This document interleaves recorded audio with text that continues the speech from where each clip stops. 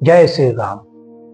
क्या भरत शत्रुघ्न को रामाभिषेक की सूचना जानबूझकर नहीं दी गई थी? रामचरितमानस की एक अत्यंत रोचक शंका है।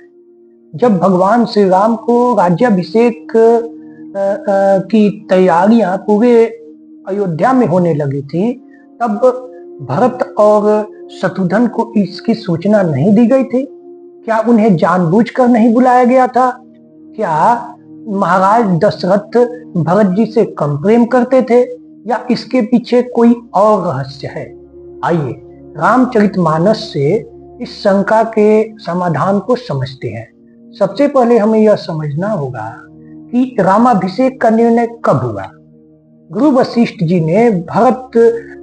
जी ने महाराज दशरथ से कहा कि राम को युवराज पद पर स्थापित कीजिए। यह सुनते ही महाराज दशरथ अत्यंत प्रसन्न हो गए और कहते हैं, प्रमुदित मोहि कहेउ गुर आजू, राम ही दे राज देहु जुगराजू।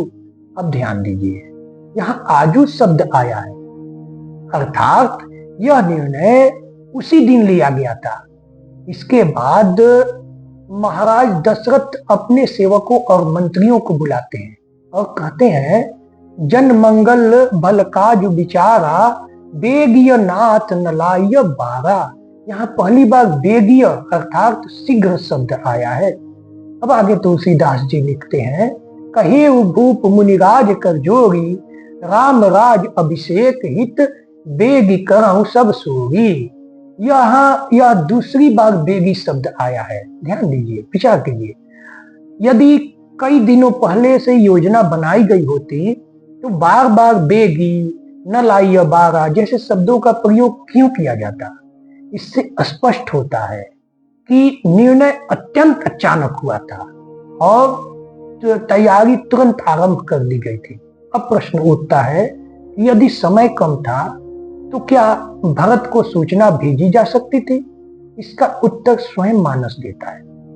महाराज दशरथ जब श्री राम को बुलाकर राज्याभिषेक की सूचना देते हैं, तब कहते हैं, काली लगन भल केतिक बारा, पूजी विधि अभिलाषु हमारा। ध्यान दीजिए, काली लगन अर्थात राज्याभिषेक का शुभ मुहूर्त अगले ही दिन था।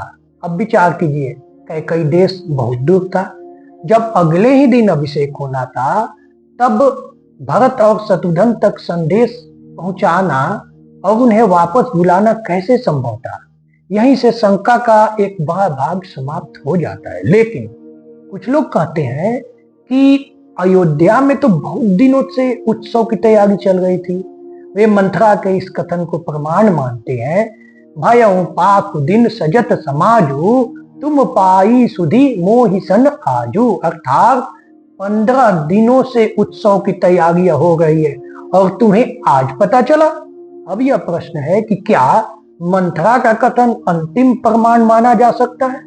नहीं, क्योंकि उस प्रसंग में मंथरा अनेक ऐसी बातें भी कहती है जो बाद में असत्य सिद्ध हो जाती है। वह कहती है कि भरतु बंदीगृह से यहीं लखनऊ राम के नेव। क्या वास्तव में भरत को कारागार में डाला गया? क्या लक्ष्मण राम जी के सेवक मात्र बनकर रह गए? कदापि नहीं। अतः मंथरा भय और भ्रम उत्पन्न करने के लिए बातें कर रहे थे। उसके कथन को अंतिम प्रमाण नहीं माना जा सकता। अब एक और प्रश्न उठता है, क्या कैकेयी को पहले से सब पता था? यदि उन्हें पता था तो उन्होंने पहले विरोध क्यों नहीं किया?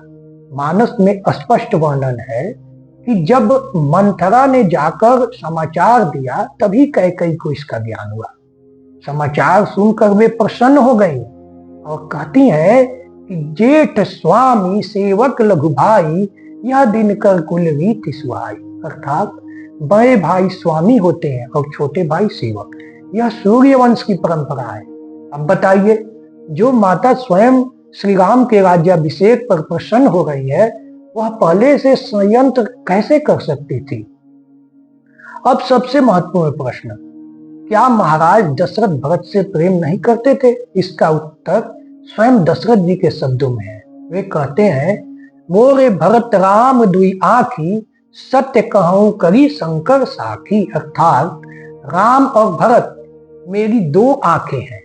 वे कहते हैं, लोग न पावहि राजु कर, बहुत भरत पर प्रीति, मैं बड़ छोट विचार जिय, करत रहे नृप नीति। अर्थात मुझे भरत से अत्यंत प्रेम है। अब विचार कीजिए, जो पिता भरत और राम को अपनी दो आंखें कह रहे हैं, क्या वह जानबूझकर भरत को राज्याभिषेक से दूर रखेंगे? कदापि नहीं। अब एक और प्रश्न है, यदि भरत को सूचना मिल जाती तो क्या चित्रकूट का वह प्रसंग उपस्थित हो पाता? क्या भरत त्याग और भक्ति की वह अद्भुत मूर्ति बनकर संसार के सामने आते? क्या पादुका राज्य की स्थापना होती? यह सब भगवान की लीला का भाग था। लेकिन मानवीय दृष्टि से देखें तो सूचना न मिलने का कारण केवल समय की कमी थी, कोई षड्यंत्र नहीं। अब पूरे प्रसंग का सार समझिए। पहला प्रमाण आजू, आजू मतलब आज। दूसरा प्रमाण बेगिया, तुरंत। तीसरा प्रमाण है नलाय 12। चौथा प्रमाण है बेगी करहूं। पांचवा प्रमाण है काली लगन। छठा प्रमाण है कैकई का प्रारंभिक हर्ष। सातवां प्रमाण है दशरथ का भरत प्रेम। आठवां प्रमाण है मंत्रा के कथनों का असत्य सिद्ध होना।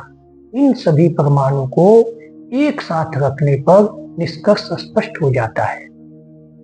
भरत और शत्रुघ्न को सूचना न मिलने का कारण कोई गुप्त योजना या पक्षपात नहीं था।